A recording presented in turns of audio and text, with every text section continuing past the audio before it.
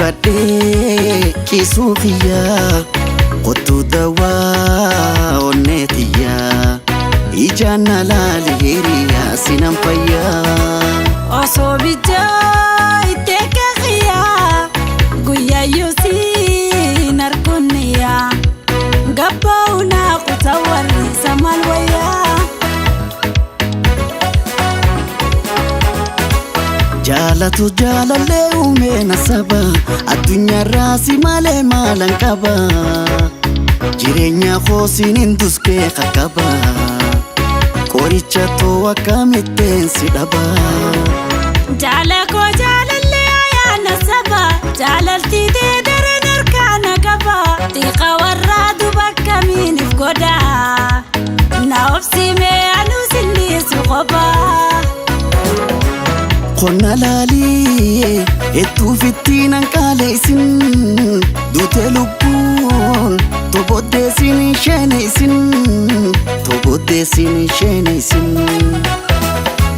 mijudetin sifindu fana nifatin tiya lubu sifumamten dagatin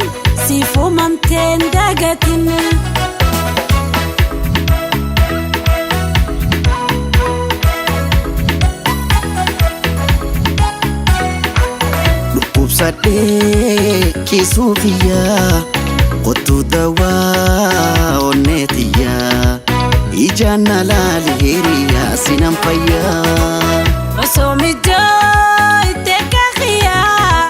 guya yusi narkunya gabauna qutawari samal waya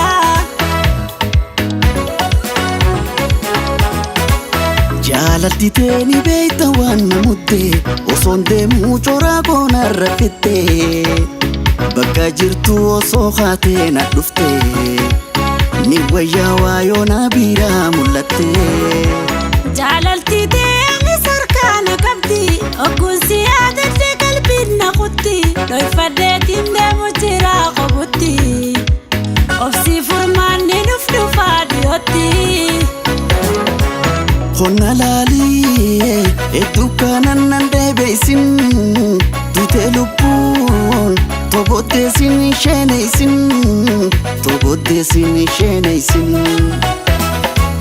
mijudetin sifindu fana nifatin tiya lubu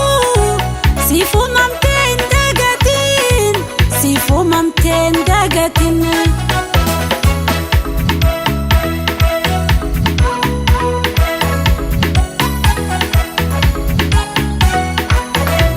Sadde kisufiya qotu dawa onnetiya ijana lali hiriya sinam fayya osomija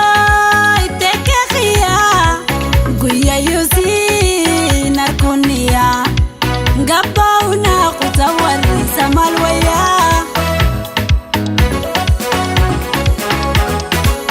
Halkan abjuun dhufta hookkaayyuu naftu olkaa usiin arguun abiiran jirtu gammachiftuu toyyaa tannaa rakkiftu haala hojjettee guyyaa tokko naaf hin dhuftu yoo jaalalaan lubburraan si fedha oguun si yaadadde bishaan nahuudha dhiqa warraatu bakka miinif godha ta'ee geree lubbuu sifiinif godha Sadde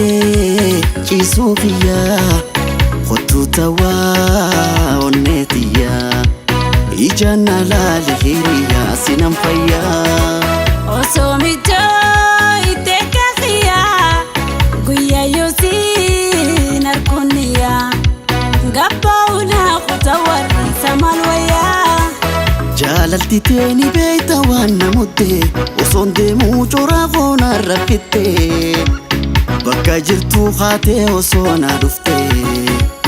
ni waya wayo na bira mulatte